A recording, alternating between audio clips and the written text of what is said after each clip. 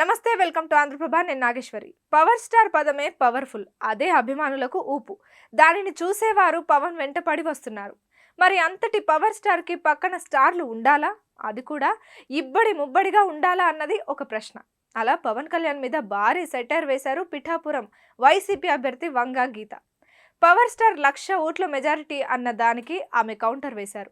1,00,000 ఓట్ల మెజారిటీ వస్తే ఎందుకు ఇంతమందిని పిఠాపురం అంతటా తిప్పుతున్నారు అని సూటిగా ప్రశ్నిస్తున్నారు. జబర్దస్త్ కళాకారులు, టీవీ సీరియల్ కళాకారులు ఇలా ఒక్కరేమిటి అందరినీ తిప్పేస్తున్నారు.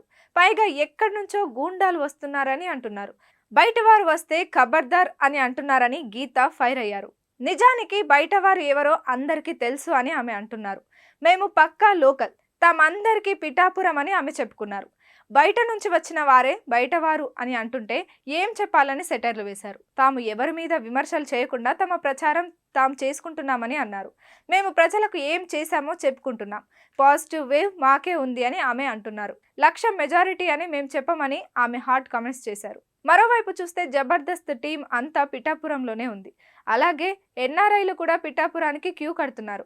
ఎవరికి వారు పవన్ కోసం విస్తృతంగా ప్రచారం చేస్తున్నారు.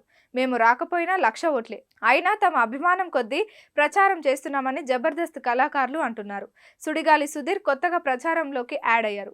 తాము సినిమాల్లోకి రాకముందు నుంచి చిరంజీవి, పవన్ కళ్యాణ్ వీరాభిమానులమని అన్నారు.